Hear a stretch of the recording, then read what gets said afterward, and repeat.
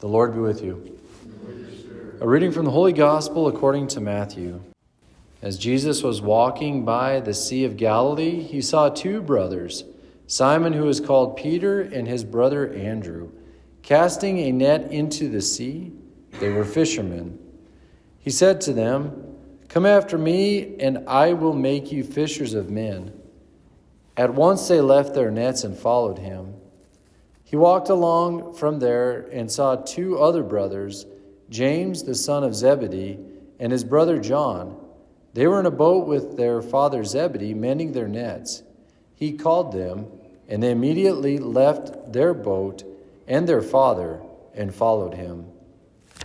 The Gospel of the Lord. Praise to you, Lord Jesus Christ. Sometimes people will ask,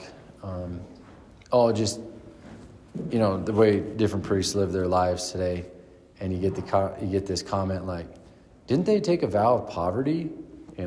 I get that sometimes with the cows and stuff. Didn't he take a vow of poverty? Okay, yeah. So priests do follow what's called the Evangelical Councils. The Evangelical Councils are what's called poverty, chastity, and obedience. And these are ways of just like super intentional following the Lord. Okay, so my little deal, and I think there's hints in like the Vatican II documents that say really the Evangelical Councils are for all disciples. And then they're lived out according to their state in life. Okay, so poverty, chastity, and obedience. Okay, take the monk, all right? He lives a pretty radical poverty. Actually, most monks don't own anything. The monastery does, so they have access to it. But then chastity, celibacy for them, as well as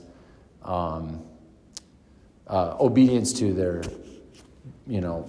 abbot, something like that. Okay, priest, diocesan priest, secular priest. Okay, poverty, chastity, and obedience. How we live that is, poverty, it's called simplicity of life. So we live a simple life. We're not out there, buying Lamborghinis or something. But the deal is, it's a simple life, but it's not the hardcore poverty, okay? But poverty or chastity, we take a vow of celibacy, obedience to the bishop.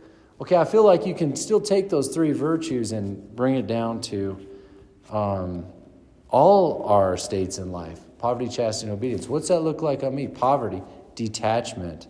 And I bring that up because you see like St. Andrew, who we celebrate today. Andrew, Peter, James, John, those boys left their nets and followed the Lord. That's the call to discipleship.